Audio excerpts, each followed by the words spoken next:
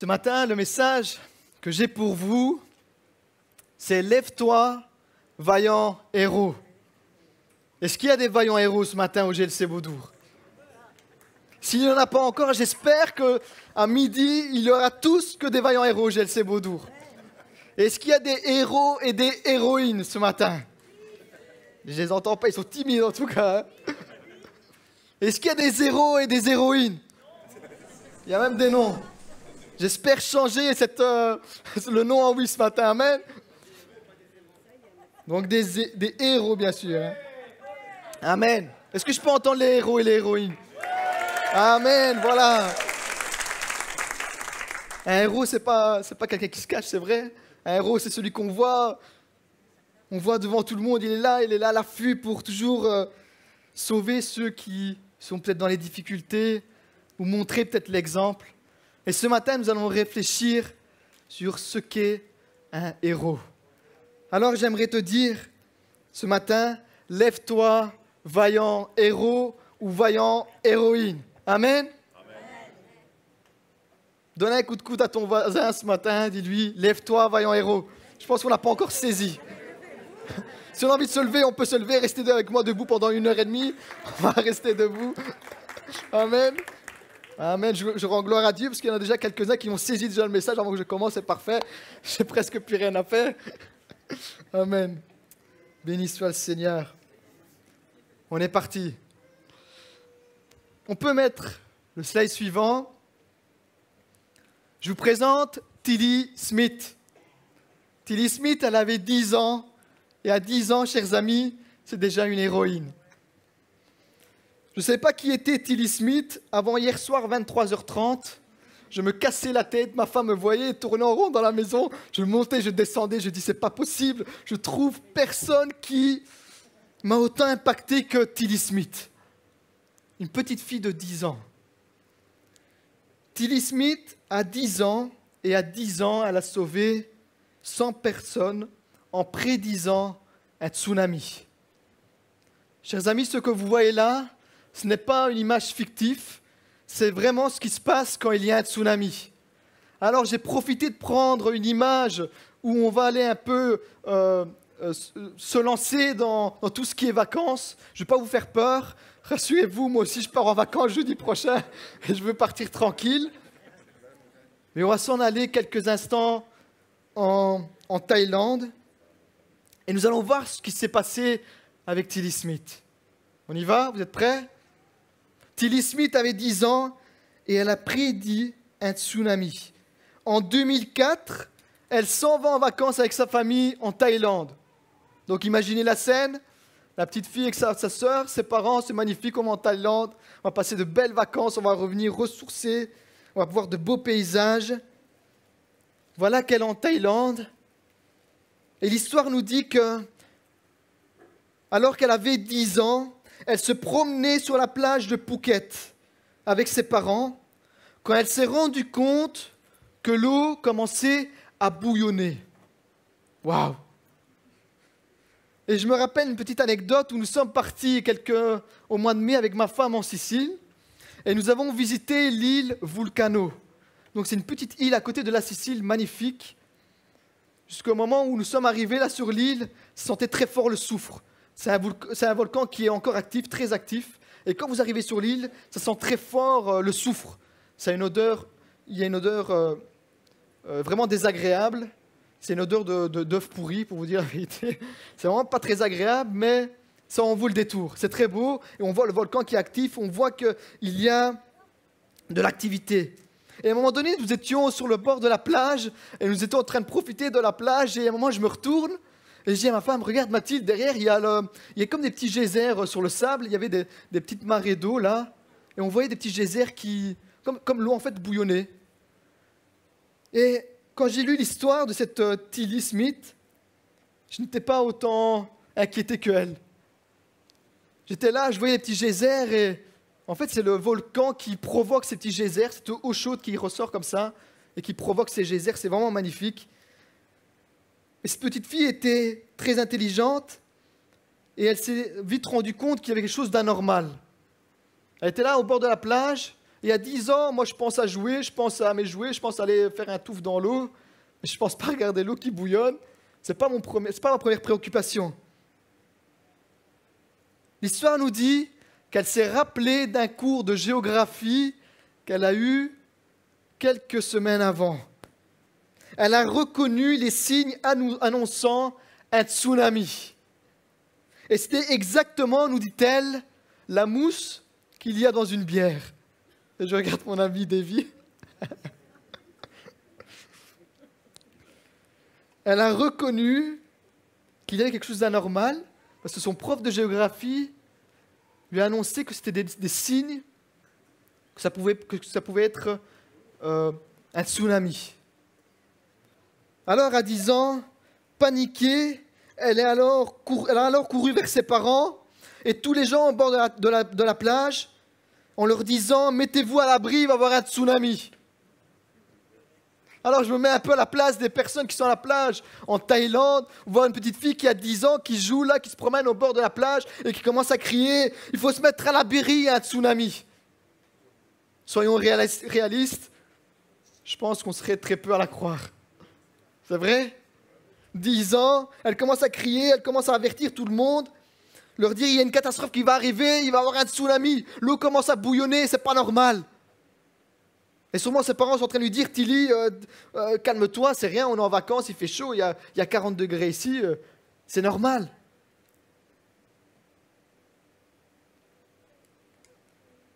Mais Tilly est devenue une héroïne grâce au cours de géographie qu'elle a eu et qu'elle a reçu de son prof 2 semaines avant. Elle a été une héroïne parce qu'elle a su écouter le prof qui lui donnait ce cours de religion. Et s'il y a des enfants ce matin parmi nous, je vous encourage à être attentifs aux professeurs. Vous pouvez être un jour aussi un héros, une héroïne pour vos parents et pour tous ceux qui vous entourent. Encore très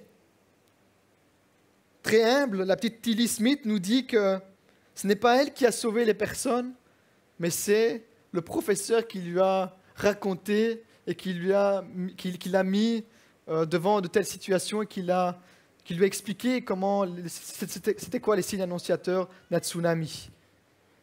Son prof de géographie, Andrew Kearney, lui a alors donné un cours sur les tsunamis en leur parlant de la vague qui a frappé Hawaï en 1946. Elle dit « Si M. Kearney ne l'avait pas appris, je serais probablement morte et ma famille aussi. » 2 semaines plus tard, comme nous avons dit, elle se rendit en Thaïlande et elle est l'héroïne d'une centaine de personnes. Ce séisme, le 3e plus puissant jamais enregistré alors, causait un tsunami culminant à 30 mètres de haut. Des vagues de 30 mètres de haut, comme vous le voyez ici. Ça devait être très, très, très impressionnant. Tilly Smith a alors repéré les signes de la catastrophe et qu'il y allait arriver. Elle commence alors à aller vers son père, vers ses parents, et lui dit il va y avoir un tsunami. Et regardez, ce qui est bizarre, c'est que la maman ne l'a pas cru. La maman ne l'a pas cru, mais le papa et la petite sœur ont été très attentifs à la petite Tilly. On dit, on va quand même la croire, on va voir, peut-être que c'est vrai, on va quand même se mettre à l'abri. Son père et sa petite sœur sont allés se mettre à l'abri, mais sa mère ne l'a pas cru et a continué à marcher ensuite. A continué à marcher. Ensuite, Tilly a dit à sa mère, « Maman, toi tu ne m'écoutes pas, je m'en fous, moi j'y vais, je m'en vais. C'est sûr, il va y avoir un tsunami. » Et alors, dans ses paroles, Tilly était peut-être un peu plus convaincante dans ses paroles. Et alors, sa maman a commencé à prendre un peu de panique et elle alla se mettre à l'abri. Au total, Tilly a sauvé une centaine de personnes, alors que la vague a fait plus de 200 000 victimes dans 13 pays. Et elle a été reconnue comme une héroïne. Et elle a été reçue devant les Nations Unies à recevoir le prix spécial Thomas Gray de la Marine Society. Je peux afficher le slide suivant. Nous la voyons là avec un prix qu'elle a reçu comme héroïne à 10 ans. C'est époustouflant, non? Une petite fille de 10 ans a été l'héroïne d'une centaine de personnes en Thaïlande. Waouh! Et je suppose quand elle est revenue dans son pays, elle a été reçue aussi en héroïne, elle a été reçue par ses amis de l'école. Waouh, qu'est-ce que tu as fait? C'est incroyable, c'est passé dans les journaux, on t'a vu là en Thaïlande, et tu as parlé, on t'a vu. Waouh! Et certainement, les personnes et ses amis qui étaient là autour d'elle, ils l'ont vue dorénavant différente. Ils la voyaient comme une héroïne. Ils la voyaient comme un sauveur, comme un sauveur. Alors, chers amis, nous allons nous transporter dans la vie ce matin de Gédéon et nous allons découvrir encore une fois ce qu'est un vaillant héros. Nous allons voir qui était Gédéon et nous allons découvrir comment Dieu l'a appelé et l'a fortifié. Amen. Nous allons prendre quelques passages et permettez-moi de prendre quelques versets pour bien comprendre le contexte dans quoi nous nous lançons ce matin. Juge chapitre 6 à partir du verset 7 et nous allons lire jusqu'au verset 16. Lorsque les enfants d'Israël crièrent à l'Éternel au sujet de Madian, l'Éternel envoya un prophète aux enfants d'Israël. Il leur dit, « Ainsi parle l'Éternel, le Dieu d'Israël, je vous ai fait monter d'Égypte et je vous ai fait sortir de la maison de servitude. Je vous ai délivrés de la main des Égyptiens et de la main de tous ceux qui vous opprimaient. Je les ai chassés de devant vous et je vous ai donné leur pays. Je vous ai dit, je suis l'Éternel votre Dieu, vous ne craindrez point les dieux des Amoréens dans le pays desquels vous habitez, mais vous n'avez point écouté ma voix. Puis vint l'ange de l'Éternel et s'assit sous le térébinthe d'Ophra. Le térébinthe, c'est un arbre. D'Ophra qui appartient à Joas. Et Joas, c'est le papa de Gédéon, de la famille d'Abiézer. Gédéon, son fils, battait du froment au pressoir pour le mettre à l'abri de Madian. On va s'arrêter quelques secondes là. Et on voit que Gédéon battait du froment au pressoir pour le mettre à l'abri de Madian. Madian était les ennemis du peuple d'Israël, était le peuple qui oppressait le peuple d'Israël. On peut passer au verset suivant. L'ange de l'Éternel lui apparut et lui dit, « L'Éternel est avec toi, vaillant héros. » Gédéon lui dit, « Ah mon Seigneur, si l'Éternel est avec nous, pourquoi toutes ces choses nous sont-elles arrivées et où sont tous ces prodiges que nos pères nous racontent quand ils disent, l'Éternel ne nous a-t-il pas fait monter hors d'Égypte? Maintenant l'Éternel nous abandonne et nous livre entre les mains de Madian. » Donc ici, Gédéon est en train de dire à Dieu, où sont les victoires quand tu as délivré le peuple d'Israël au temps de mes pères, au temps de ses descendants, là quand Dieu avait délivré le peuple d'Israël des mains des Égyptiens. Gédéon connaissait l'histoire de ses pères et il rappelle à Dieu, auparavant tu les avais délivrés et aujourd'hui qu'est-ce qui se passe? Vous allez voir qu'au cours de ce message, ça va devenir très intéressant. L'Éternel se tourna vers lui et dit, « Va avec cette force que tu as et délivre Israël de la main de Madian. N'est-ce pas moi qui t'envoie ?» Gédéon lui dit, « Ah mon Seigneur, avec quoi délivrerai-je Israël? Voici ma famille la plus pauvre en Manassé et je suis le plus petit dans la maison de mon père. » Dieu n'avait pas choisi le plus grand des guerriers. Il n'avait pas choisi le plus grand des soldats, il n'a pas choisi le plus redoutable, le plus impressionnant. Il dit lui-même, je suis le plus petit dans la maison de mon père. L'Éternel lui dit, mais je serai avec toi et tu battras Madian comme un seul homme. Waouh! L'Éternel lui dit, je serai avec toi et tu battras Madian comme un seul homme. Vous allez me dire, on est loin du contexte du vrai guerrier. Et en lisant cette histoire, il est vrai, et on se rend compte que Gédéon est loin d'être un guerrier né. Amen. Alors, je me suis posé la question et je me suis dit, où naissent les vrais héros? Si vous parlez à un petit enfant, il va peut-être vous dire, ils sont à Disney. Ils sont tous là, les héros. Mes chers amis, laissez-moi vous convaincre ce matin de vous dire que les héros naissent aussi de Dieu. Les héros naissent aussi selon l'appel que Dieu a pour nous. Et ce matin, je vois des héros et des héroïnes plein le GLC Vaudour. Amen.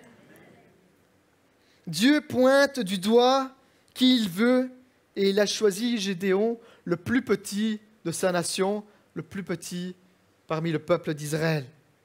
Il était le plus petit de sa famille. Il nous dit encore qu'il était le plus faible, le plus miskin, si on peut dire ça aujourd'hui. C'était un miskin, Gédéon. Et là, on pourrait dire, mais Seigneur, tu n'as pas choisi le meilleur. Mais Dieu savait ce qu'il faisait.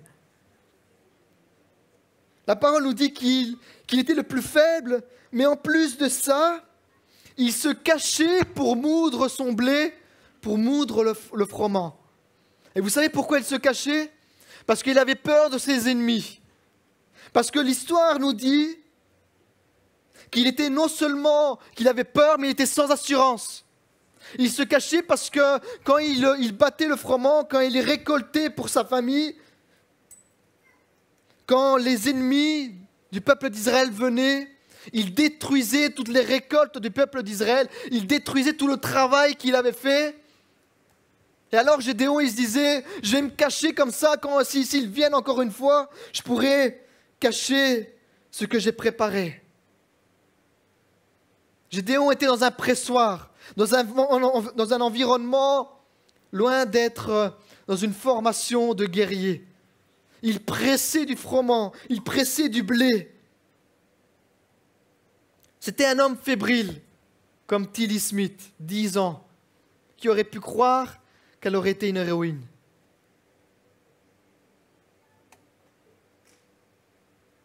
Et pourtant, ce qu'on nous fait croire aujourd'hui, c'est qu'un héros, il naît héros.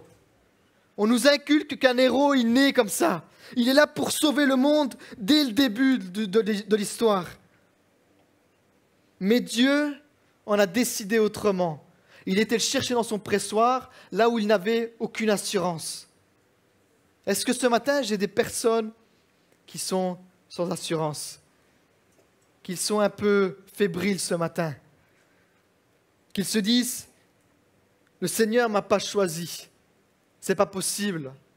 C'est pas possible parce que je n'ai aucune assurance, je ne crois pas en moi. Et si je dois être un héros pour moi-même ou pour ceux qui m'entourent, c'est certainement pas moi que Dieu choisira. J'aimerais te dire ce matin que Dieu a choisi un homme faible, fébrile, miskin. Dieu avait alors choisi un homme en manque d'assurance et avec une conscience faible. Alors j'imagine le contexte là où il est, dans son pressoir, à moudre du blé. Laissez-moi vous dire qu'il ne faut pas être un guerrier pour briser un épi de blé. Il ne faut pas être quelqu'un de puissant pour broyer et briser des morceaux de blé. Vous êtes d'accord avec moi? Nous découvrons alors une parole puissante de la part de Dieu et nous voyons que dans les principes de Dieu, c'est différent que dans nos principes. Dieu ne cherche pas un homme qui pourra lui offrir déjà de grands talents, qui lui dit « Seigneur, me voilà, moi je suis un guerrier puissant, je suis prêt pour le combat, me voilà, je suis là, j'attends que tu m'appelles. » Ici, on voit et on découvre tout doucement que Dieu n'a pas cherché cet homme-là. Il était cherché Gédéon qui se cachait, qui était humble, qui était fébrile. Gédéon croyait et savait que Dieu était capable de délivrer son peuple. C'est pour ça qu'il lui rappela ce qu'il avait fait auparavant avec le peuple d'Israël. Amen. L'ange de l'Éternel parle alors à Gédéon et s'associe avec lui. Et nous le découvrons au verset 12.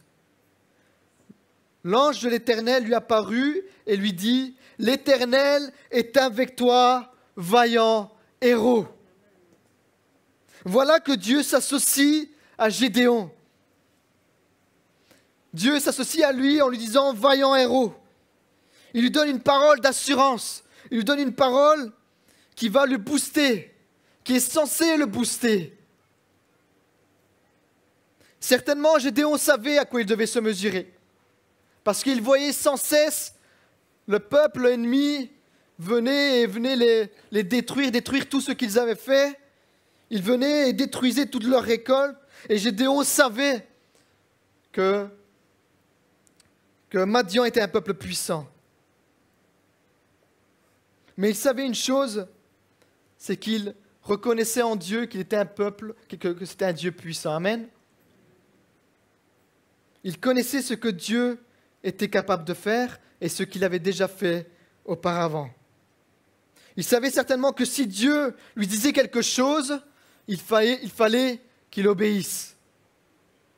Et combien de fois peut-être Dieu nous a déjà parlé et nous a dit, et nous a donné des clés, nous a parfois parlé en nous disant « Lève-toi, vaillant héros. Lève-toi » en te disant « Lève-toi, il est fini le temps où tu dois rester dans ton pressoir, où tu vas te laisser intimider par l'ennemi. » Et ce matin, Dieu nous rappelle qu'il y a un héros qui sommeille en nous. Pourtant, Gédéon lui dira encore « Ah mon Seigneur, si l'Éternel est avec nous, pourquoi tout cela nous est-il arrivé? Et où sont tous ces actes merveilleux, ceux que nos pères nous racontent quand ils disent « L'Éternel nous a-t-il pas fait sortir d'Égypte? Maintenant l'Éternel nous abandonne et nous livre entre les mains de Madian. » Il est en train de dire à Dieu « Qu'est-ce que tu attends pour nous délivrer ?» Et bien souvent nous sommes comme Gédéon. Nous sommes dans notre situation qui est fermée, nous sommes dans une situation où nous sommes incapables de voir l'issue de notre problème et nous réagissons comme Gédéon. Qu'est-ce que tu attends pour nous délivrer, Seigneur? Qu'est-ce que tu attends pour faire quelque chose de nouveau en moi? Qu'est-ce que tu attends pour me donner la victoire? On voit que Gédéon est en train d'essayer de discuter avec Dieu. Comme si Gédéon avait une leçon à donner à Dieu. Comme s'il était en train de lui dire, je vais t'expliquer comment on doit faire. Gédéon n'avait pas encore totalement saisi ce que Dieu allait faire à travers lui.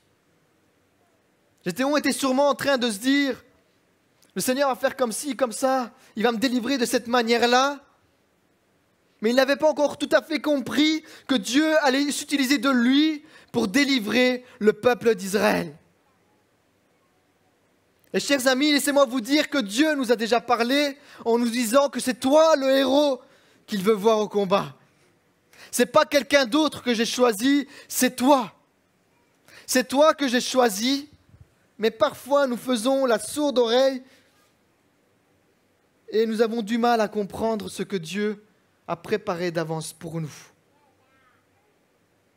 Parfois nous doutons encore de la parole de Dieu. Comment nous pouvons douter de ce que Dieu a dit à Gédéon? Lève-toi, vaillant héros. Parfois nous sommes encore incrédules. Nous nous disons, c'est pas possible, c'est pas Dieu qui m'a parlé. C'est pas possible, c'est pas lui. Dieu ne parle plus aujourd'hui. Je vous dis oui, Dieu parle encore aujourd'hui. Dieu parle encore aujourd'hui et il veut lever des vaillants héros. Il veut lever des héroïnes ce matin.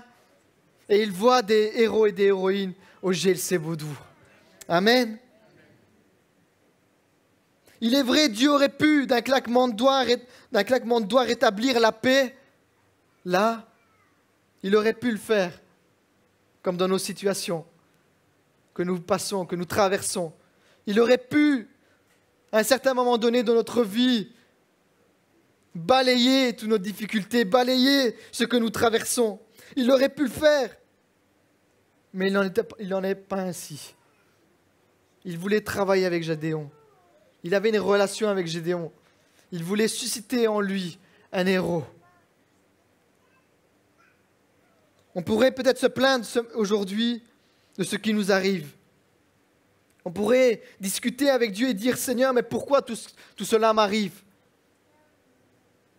Et nous allons voir plus loin que Dieu ne lui a pas directement répondu à sa question en lui disant « Je vais faire comme ci, comme ça ». Mais il suscite directement une assurance en lui. Et parfois, nous avons besoin de comprendre que malgré la situation que nous vivons, la grâce et l'amour de Dieu nous suffisent. Alors, ce matin, j'ai envie de te dire, ne pense pas à ce que tu es en train de vivre, à ce que tu es en train de traverser, mais pense plutôt à la grâce de Dieu, à l'amour de Dieu pour toi, et laisse l'Éternel Dieu faire le travail à ta place. Amen. Tu peux continuer à te plaindre, mais Dieu regarde déjà à la victoire. Dieu regarde déjà à l'accomplissement de ce qu'il va faire à travers toi. Il est déjà dans la stratégie. Il est déjà dans l'accomplissement de comment il va délivrer son peuple.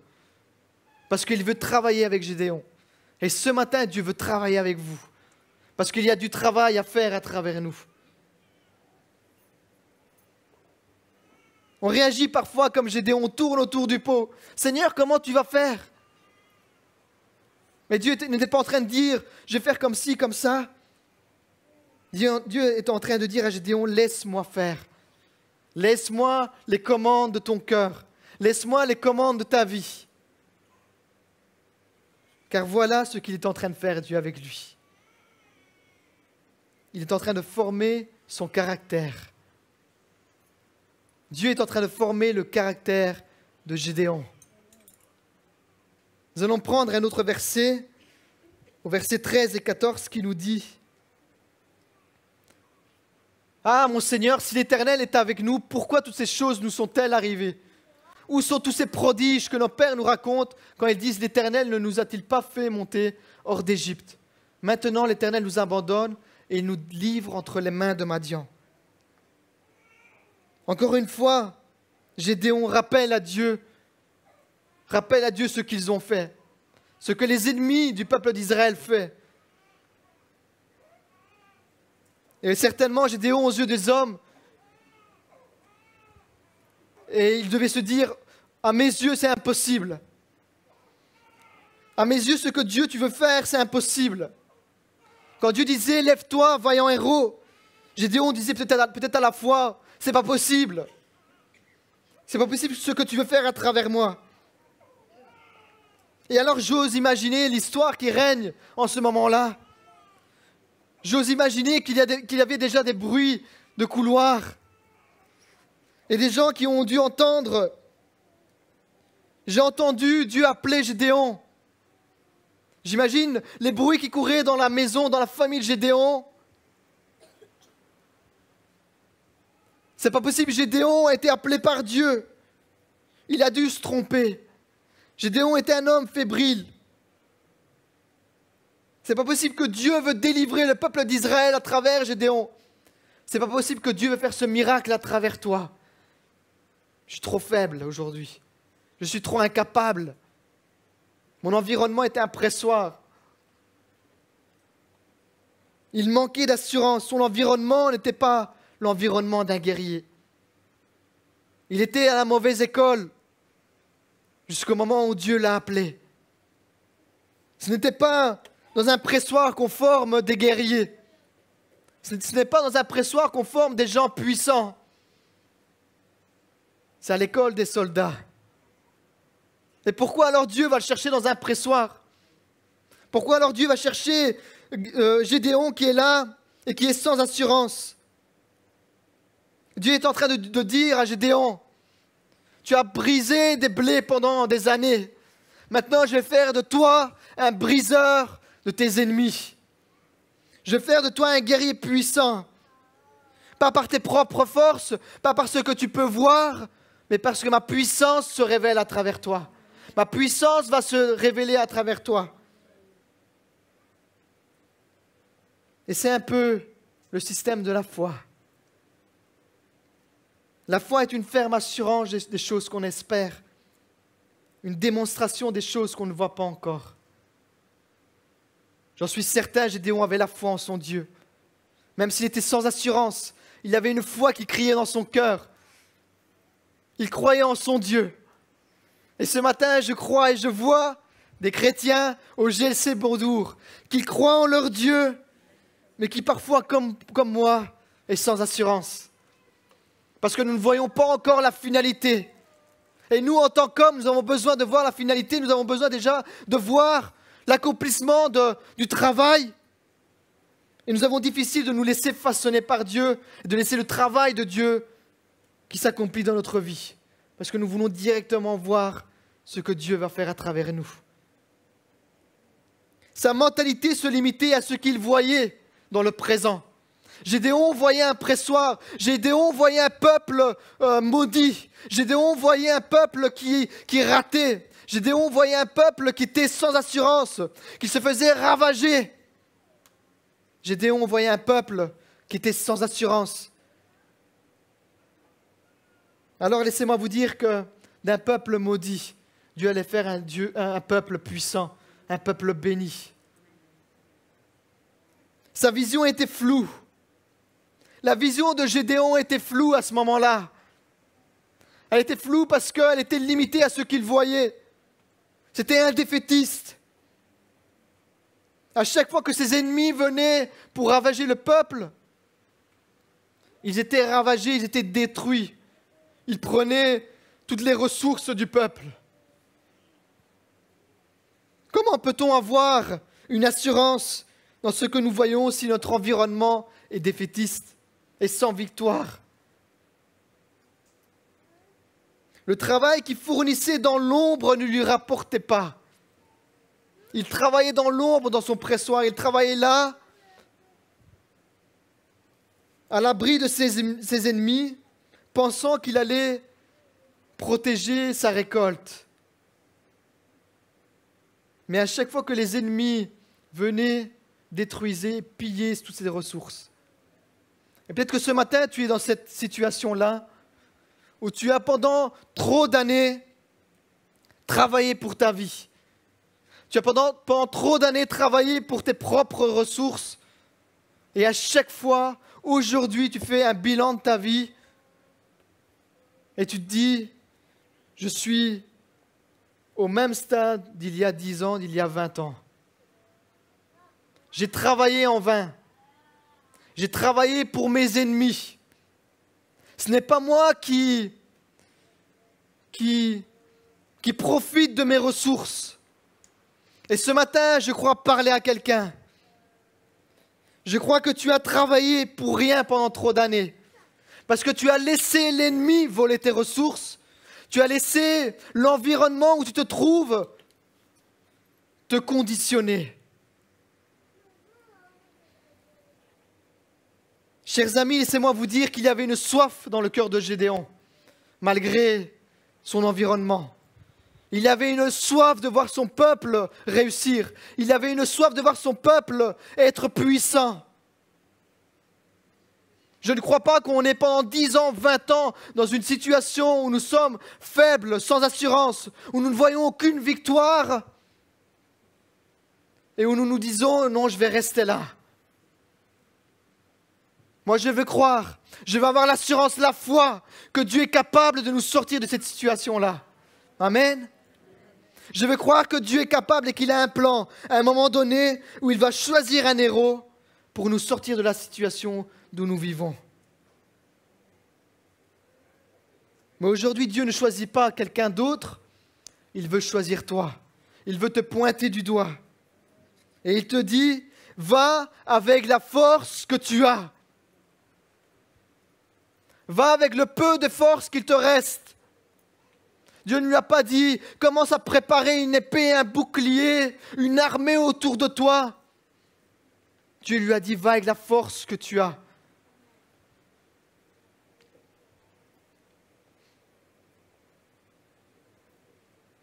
Gédéon pouvait dire à Dieu, mais comment je peux avoir une force que je n'ai pas?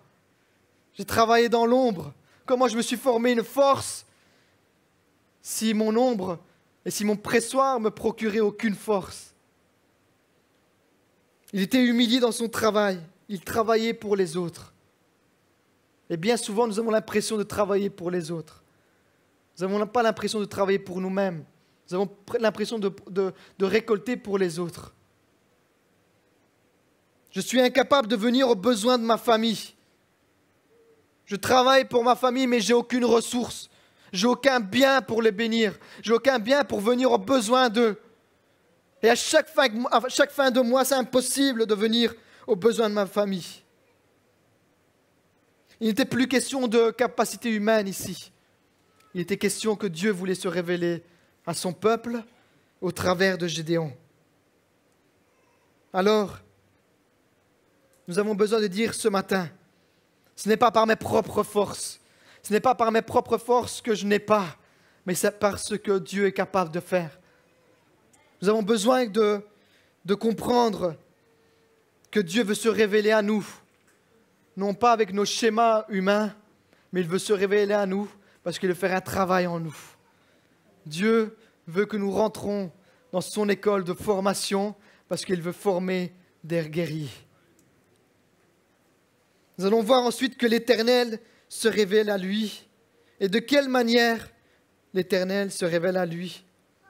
En lui disant cette force que tu as.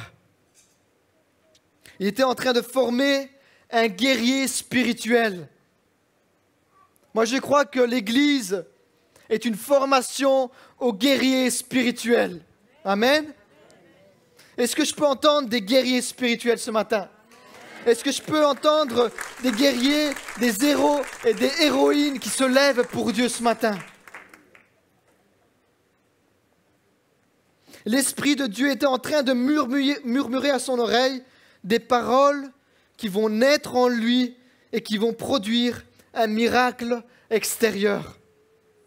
Dieu n'avait pas seulement choisi Gédéon pour lui-même, mais il avait choisi Gédéon pour sauver son peuple. Et nous avons besoin d'être des Gédéons dans notre environnement.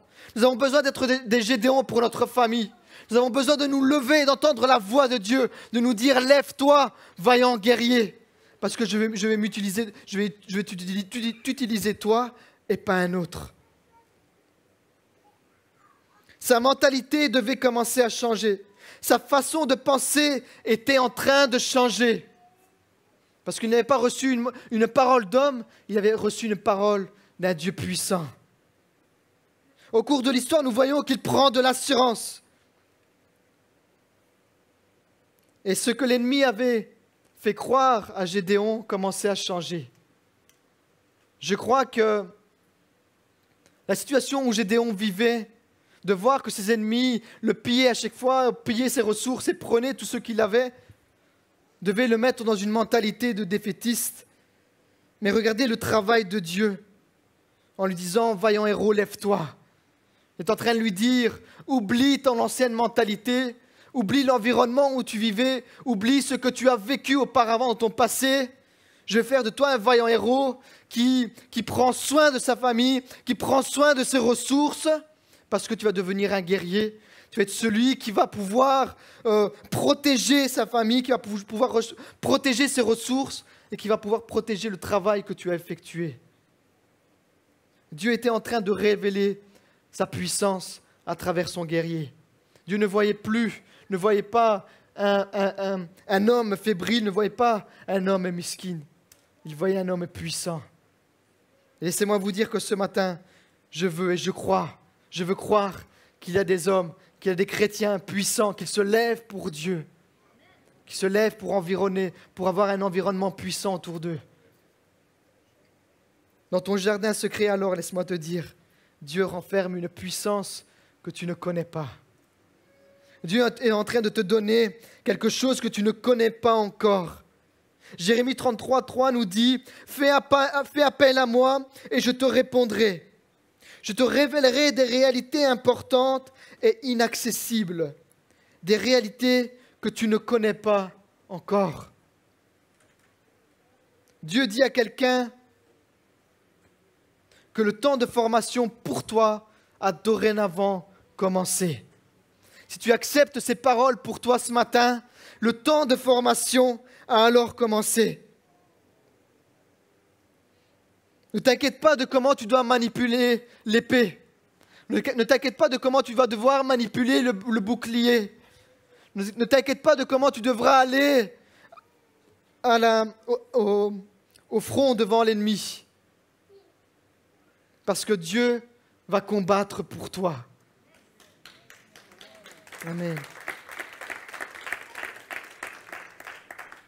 Et nous allons voir que c'est lorsque le peuple d'Israël crièrent à l'Éternel que l'Éternel se révéla à Gédéon. Alors ce matin, si tu te trouves dans cette situation-là, j'aimerais t'encourager à crier à l'Éternel.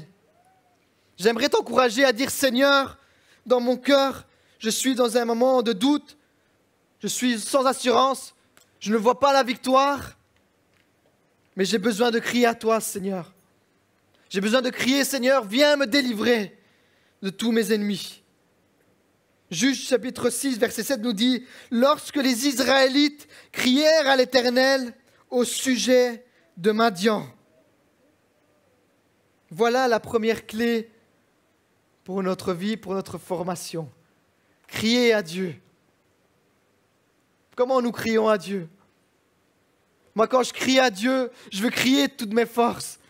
Et c'est pour cela que dans l'adoration, comme nous sommes montés tout à l'heure, j'avais besoin d'entendre un peuple qui crie à Dieu, un peuple qui croit que Dieu est là, qui fait appel au secours de Dieu. Parce que c'est pile à ce moment-là où Dieu s'est retourné vers le peuple d'Israël et qu'il s'est révélé à lui. C'est à ce moment-là, là où Dieu a entendu le cri du cœur du peuple de Dieu, qu'il s'est tourné vers lui. Et si nous voyons la situation et les multiples situations de vaillants héros, de héros dans la Bible, c'est au moment où le peuple d'Israël a crié vers Dieu que Dieu s'est révélé à lui et qu'il a délivré son peuple. Au temps de Moïse, le peuple, encore une fois, a crié à Dieu. Il criait à Dieu, délivre-nous de l'Égypte, de la main des Égyptiens, comme nous l'avons lu. Et c'est à ce moment-là qu'il alla choisir Dieu, Moïse, et qui lui dit, c'est toi que j'ai choisi pour délivrer mon peuple. Et ce matin, j'entends des cris dans les familles. J'ai entendu ton cri, dit Dieu. J'ai entendu le cri de tes enfants. J'ai entendu le cri de ton cœur, de ta femme, qui crie à moi. Et je veux me révéler à toi ce matin. J'ai entendu le cri de ton cœur qui est là. Et je veux me révéler à toi. Mais laisse-moi faire. Laisse-moi te conduire dans l'école de formation de guerriers spirituels. Le Seigneur nous dit alors ce matin, pourquoi tu cries à moi? Pourquoi tu as crié à moi? Pourquoi tu te tournes vers moi enfin? Et pourquoi tu me cherches? Es-tu sans ressources? Sans blé, sans nourriture pour ta famille? Me cherches-tu pour ton propre plaisir, pour ton propre besoin? Ou me cherches-tu parce que tu me désires vraiment? Parce que tu me cherches vraiment? C'est dans ce cas-là. Alors non seulement Dieu va se tourner vers nous pour nous bénir, pour nous sortir de notre situation, mais il va nous bénir au centuple, il va nous bénir dans l'attente de nos désirs.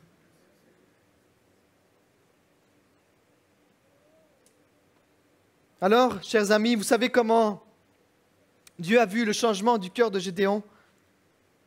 Il l'a vu quand il est devenu un adorateur. Et je crois que les chrétiens doivent devenir des adorateurs pour voir la main de Dieu se poser sur leur vie. Gédéon devient un adorateur. Non seulement il devient un adorateur, mais il demande en plus de ça un signe dans son adoration. Aujourd'hui, nous aimons les signes. On pourrait voir des signes partout, à droite, à gauche. Mais nous allons voir ici que Gédéon demande un signe dans son adoration. Il prépara une offrande à Dieu. Chapitre 6, verset 11, il nous dit, Gédéon lui dit, « Si j'ai trouvé grâce alors à tes yeux, donne-moi un signe pour montrer que c'est bien toi qui me parles. Ne t'éloigne pas d'ici jusqu'à ce que je revienne auprès de toi, que j'apporte mon offrande et que je la dépose devant toi. » Et l'Éternel dit, je resterai jusqu'à ce que tu reviennes. Pour entrer dans la présence de Dieu, nous avons besoin d'apporter une offrande à Dieu. Nous avons besoin d'apporter notre cœur à Dieu. Nous avons besoin d'apporter une adoration à notre Dieu. Alors je ne sais pas de quelle manière tu t'es approché ce matin de Dieu. Je ne sais pas de quelle manière tu es rentré dans la présence de Dieu. Mais certainement tu es rentré avec une attente. Tu es rentré dans l'attente de recevoir de Dieu. Mais Dieu attend de notre part une adoration qui lui est agréable. Une adoration avec une disposition de cœur. Une adoration qui cherche Dieu d'un cœur sincère et qui nous dit: de quelle manière me cherches-tu? Me cherches-tu d'une manière pour tes propres besoins ou me cherches-tu parce que tu veux que je me révèle totalement dans ta vie? Me cherches-tu seulement pour un laps de temps, pour un moment clé de ma vie parce que j'ai besoin que tu me délivres sur cette situation-là et après on verra comment tu vas faire? Non, Dieu n'est pas dans ce système-là. Dieu cherche des hommes, des femmes qui le cherchent dans une adoration vraie, sincère, qui cherchent des signes clairs pour leur propre vie et pas pour un moment précis, mais qu'ils cherchent parce qu'il veut que leur vie change totalement, que leur famille soit impactée, que leur environnement soit impacté. Ils ne cherchent pas Dieu pour leurs propres besoins, mais ils cherchent Dieu pour changer l'environnement où ils se trouvent. Amen.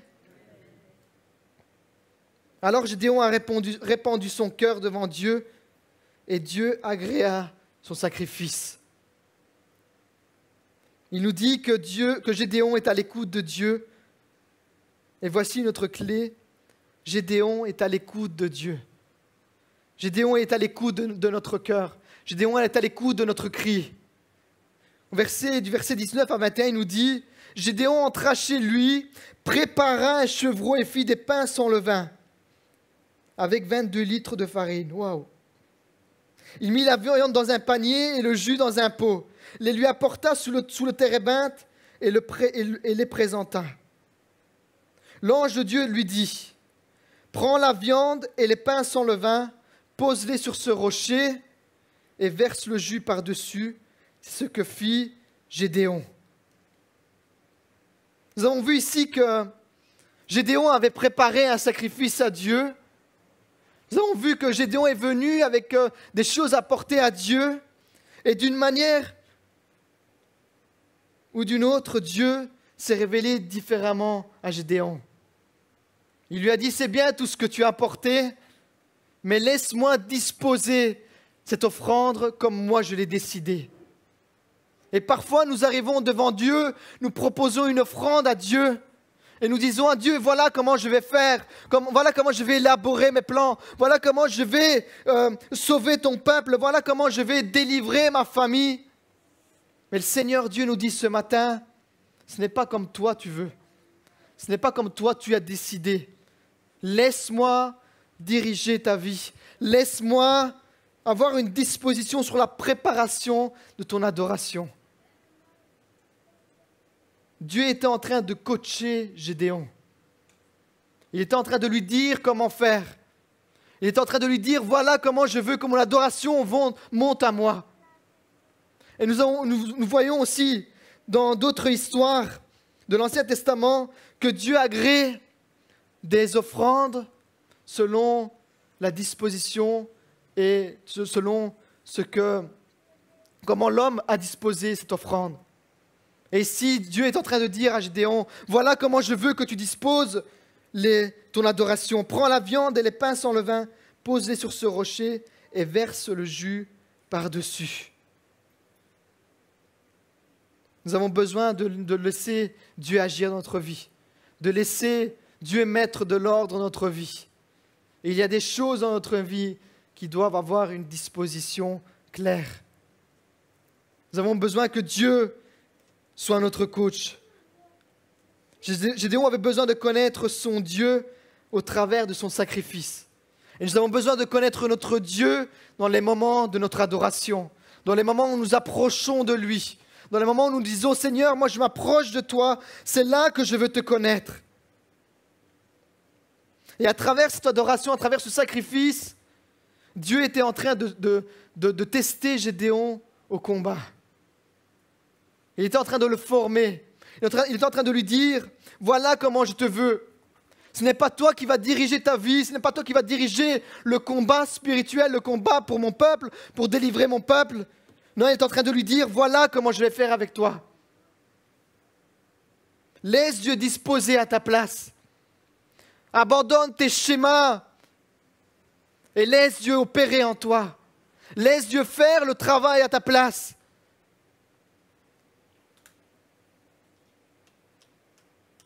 Amen. Et après que Gédéon eut fait cela, après que Gédéon eut fait cette offrande à Dieu, nous voyons qu'il alla faire autre chose. Et nous voyons ici au verset 25 à 27. Gédéon prit 10 de ses serviteurs et fit ce que l'Éternel avait dit. Toutefois, comme il avait peur de la famille de son père et des habitants de la ville, il l'accomplit de nuit et non de jour. Il accomplit de nuit et non de jour. Quand nous prenons le texte, il nous dit que Gédéon renversa les idoles.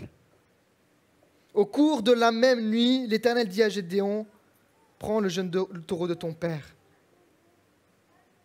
Ainsi qu'un deuxième taureau de 7 ans. Démolis l'autel de Baal qui appartient à ton père et abat le poteau sacré qui se trouve dessus. Tu construiras ensuite et tu disposeras sur le haut de ce rocher un autel consacré à l'Éternel ton Dieu. Tu prendras le deuxième taureau et tu l'offriras en holocauste. Dieu est en train de dire à Gédéon, retourne maintenant vers ton peuple.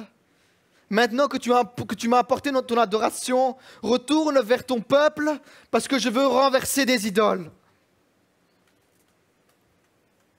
Il voulait renverser les idoles du peuple d'Israël. Pendant des années, le peuple d'Israël avait construit des idoles. S'était construit des faux dieux, s'était construit des faux dieux. Et Dieu est en train de dire à Gédéon, maintenant il faut que tu retournes vers mon peuple. Parce qu'il y a des idoles qui doivent tomber. Et dans notre vie, c'est la même chose, chers amis. Dans notre vie, nous devons renverser nos idoles. Et vous allez me dire, mais qu'est-ce que sont nos idoles alors? C'est quoi les idoles que nous avons créées? Ce sont les idoles qui nous prennent trop de temps. Ce sont les idoles, ce sont les choses qui ont pris la place de Dieu. Et qui nous ont empêchés de voir le miracle se produire devant nous. Ce sont des choses qui ont pompé notre énergie, qui ont pris notre temps et qui ont pris le temps de Dieu. Dieu est en train de dire à Gédéon, retourne et renverse les idoles. Des choses qui ont pris trop de place dans nos vies, nous devons les renverser ce matin. Tes forces qui te manquent et la fatigue qui te manque ce matin, c'est dû à tout ce que nous avons laissé nourrir en nous et qui ne vient pas de Dieu. Les idoles qui ont pris la place dans nos vies nous ont pompé notre énergie. Et trop souvent, on entend dire des chrétiens dire « je suis fatigué ». Je suis fatigué parce que je n'en peux plus. Je sers le Seigneur, mais je n'arrive plus aujourd'hui. Je n'arrive plus parce que les forces me manquent. Mes forces spirituelles me manquent. Mais le Seigneur nous dit ce matin, renverse les idoles. Renverse le poids qui a pris trop d'énergie. Parce que Dieu veut combattre à notre place. Dieu veut combattre à notre place, mais il faut que nous renversons tout ce qui est énergivore ce matin. Nous devons renverser tout ce qui prend de la place et qui prend la place de Dieu dans nos vies. Nous devons aller devant Dieu et dire, Seigneur, moi je viens t'adorer. Je viens te chercher parce que j'ai besoin que tu renverses mes idoles. J'ai besoin que tu renverses tout ce qui ne vient pas de toi. J'ai besoin que tu dépollues l'environnement où je me trouve. J'ai besoin que tu enlèves tout ce qui m'a détruit, tout ce qui m'a pris trop d'énergie. Alors ce matin, j'aimerais te dire, sors de ton pressoir. Sors de ton pressoir là, dans l'environnement où il t'a pollué l'esprit. Gédéon était dans un pressoir où il n'avait aucun signe de victoire. sa seule victoire, c'était de travailler. Mais à chaque fois que ses ennemis venaient le piller, c'était ça son environnement. Et je crois que ce matin, il y a beaucoup de chrétiens qui sont dans cet environnement-là, où nous avons travaillé pendant trop de temps, où nous étions dans notre pressoir spirituel, où nous avons laissé l'ennemi nous presser spirituellement, où nous avons laissé l'ennemi nous polluer l'esprit, nous dire « ce n'est pas comme ça que tu dois faire, tu es incapable de sauver ton peuple, tu es incapable de sortir ta famille de la misère, tu es incapable de sortir ta famille de là où tu te trouves. » Dieu t'appelle ce matin et te dit autre chose que ce que l'ennemi vient murmurer dans ton oreille. Lève-toi, vaillant héros. Et j'aimerais appeler le groupe de louanges à venir me rejoindre. Et j'aimerais énumérer avec vous alors les 5 clés que nous avons prises ensemble. Les 5 clés qui nous ont amenés et qui nous donnent à comprendre que le premier point est de crier à Dieu. Si nous sommes alors dans nos doutes, si nous sommes alors dans nos difficultés, si nous sommes alors dans un environnement qui n'est pas le nôtre peut-être, qui n'est pas là où Dieu nous a placés, mais qui à la fois, nous avons besoin de nous laisser former par Dieu. Ce matin, j'ai envie de te dire, crie à Dieu. Crie à Dieu là où tu es. Crie à Dieu là dans ta maison, là où tu es. Peut-être que ton pressoir, c'est ta maison ce matin. Peut-être que ton pressoir, c'est là où tu vis tous les jours. Peut-être que ton pressoir, c'est ton travail. C'est ton chef. C'est celui qui est au-dessus de toi. Et qui te dit, tu es seulement capable à presser du blé et du froment. Peut-être que ton pressoir, c'est là où tu vis ta maison. Et peut-être que le pressoir, c'est peut-être toi qui a peut-être dit à ton enfant, tu n'es pas capable. Sois aujourd'hui un Gédéon. Sois aujourd'hui une personne qui encourage, qui crie à Dieu, qui dit, Seigneur, dans mon pressoir, je veux croire, je veux changer mon environnement. Je veux changer là où je suis. Je veux changer et croire que Dieu est capable d'agir. Je veux croire que le froment et le blé vont se briser, non pas seulement parce que je crois que je ne suis pas seulement un guerrier faible, mais je crois que je vais briser les ennemis qui m'oppressent, briser les ennemis qui se dressent devant moi. Ce matin, si tu as décidé de crier à Dieu, alors deviens un adorateur. Deviens un adorateur et dis, Seigneur, moi j'ai besoin de t'adorer ce matin. J'ai besoin de dire, Seigneur, moi j'ai besoin de t'adorer, de me présenter devant toi et dire, Seigneur, je t'adore de tout mon cœur. Parce que je crois que dans l'adoration, l'ennemi perd son âme, perd ses armes. Je crois qu'à travers mon adoration, l'ennemi perd ses armes. Je crois qu'à travers mon adoration, l'ennemi commence à avoir peur. Ce matin, tu as besoin de commencer à faire peur l'ennemi. Ce n'est pas seulement parce que tu es debout que tu fais peur l'ennemi, mais c'est quand tu ouvres la bouche et que tu dis c'est fini maintenant. L'ennemi n'a plus de pouvoir sur ma vie. Je crie à mon Dieu.